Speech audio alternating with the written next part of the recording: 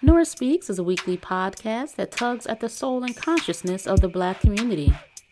With show topics such as youth empowerment, education, women's impact, and civic engagement, Nora Speaks challenges the listener to not only join the movement, but be the movement.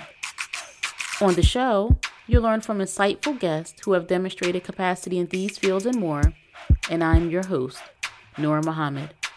Welcome to the show.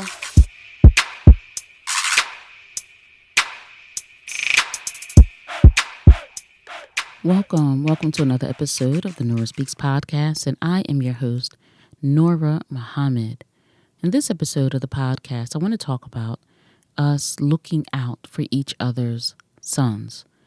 And I had an experience recently taking a walk at a park, and while I was walking around my normal route, I saw that there were police vehicles in the park and on the street, and also I saw an ambulance approaching as I was approaching the scene. And as I passed, I observed a young Black man sitting on a park bench, and there were, I may say 6 to 7 police officers standing around him. As I said, there was also an ambulance approaching, and it was not apparent what was wrong, what might have happened.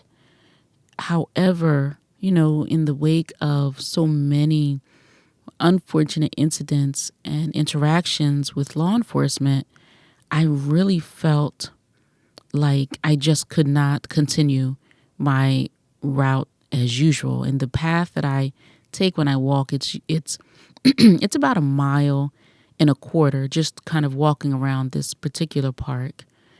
And I just could not bring myself to, not be in somewhat of a proximity or vicinity of the incident. So instead, what I did was I walked and I continued down to the end of the street, and I just crossed the street and walked back down on the other side, again passing the interaction.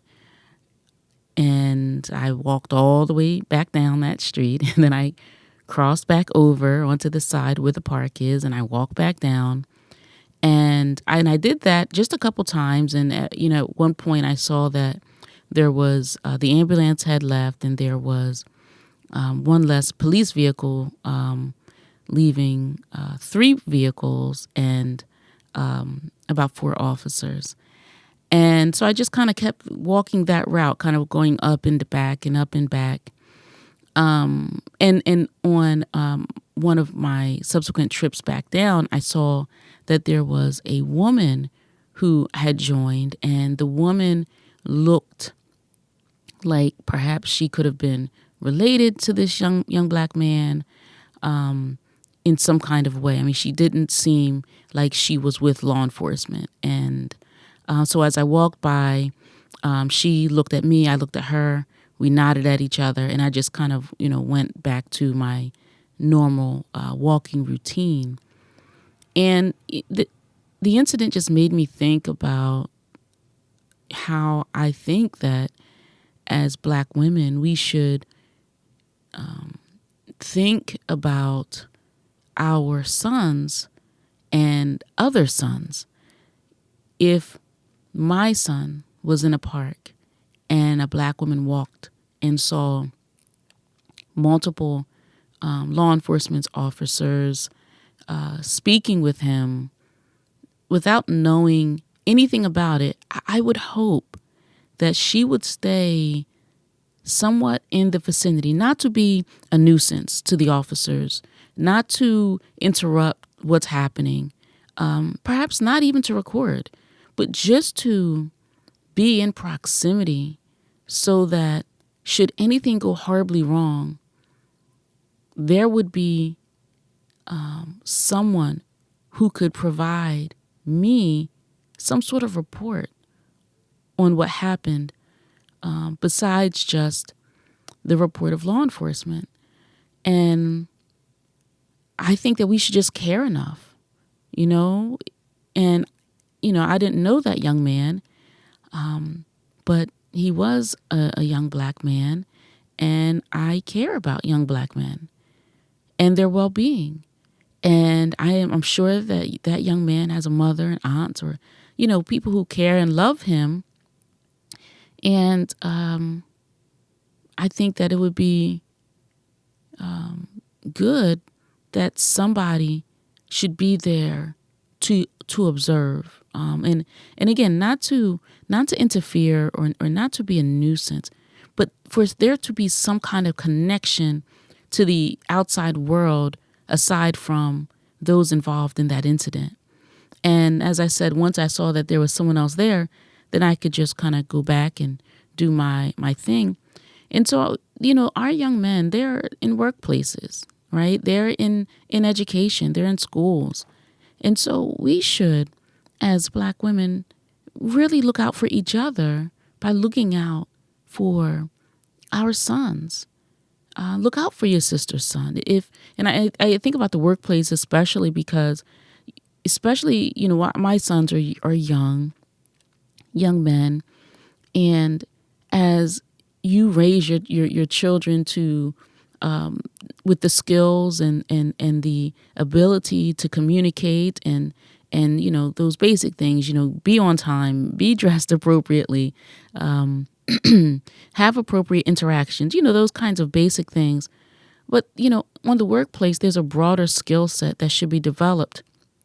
And so you would want that if there's another black woman there, that she can assist your son in developing those skills, in helping them prevent mistakes, avoid mistakes, or helping them to correct the mistakes, helping them to advance in their character and in their knowledge of things that are beyond your reach at times. We should be looking out for each other.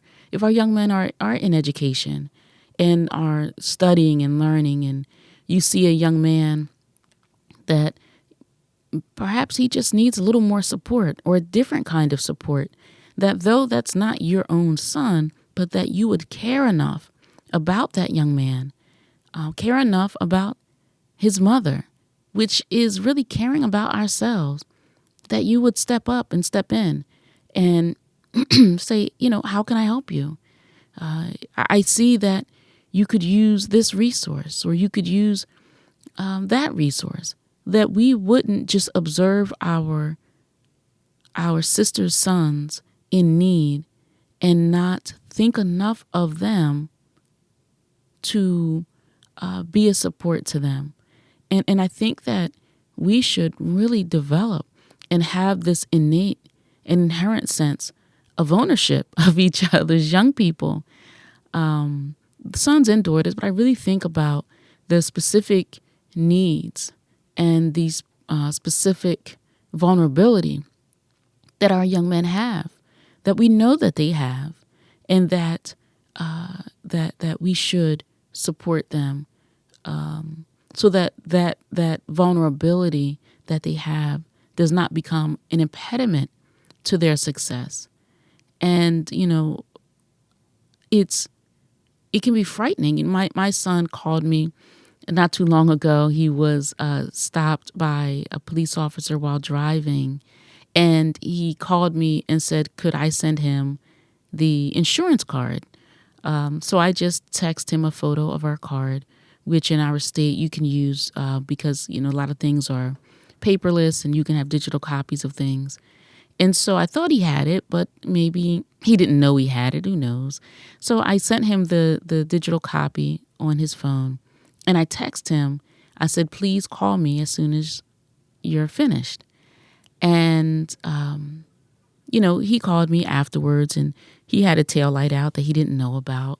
But you just think about your concern when your son is stopped by law enforcement and he's alone and there's no one else to provide an account of what happened, and the anxiety that can produce. And so to know that there's possibly a black woman who's in proximity to just be a witness, I think that means a lot. And I think that is the kind of concern, the kind of community, the kind of ownership that we should have for each other and for each other's children. That's so, so important. And if we had that sense of ownership of each other and each other's children, then we would be a better people and we would have more success in our communities.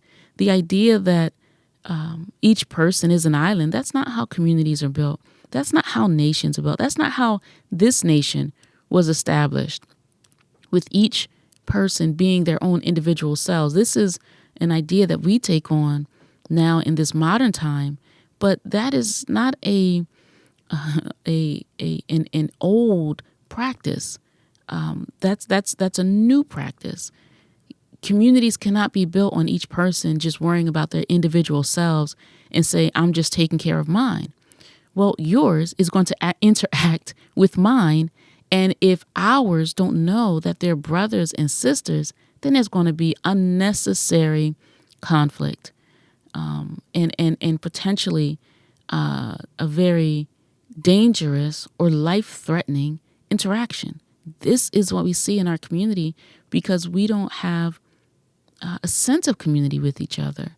The idea that I say, I would like that if there's a woman at my son's workplace, a black woman who would just peek over at him every now and then, just to, how's that young man doing? Does it seem like he needs anything? Can I be of assistance to him? That means a lot. Instead of saying, well, I see this young man struggling, but hey, he's not mine.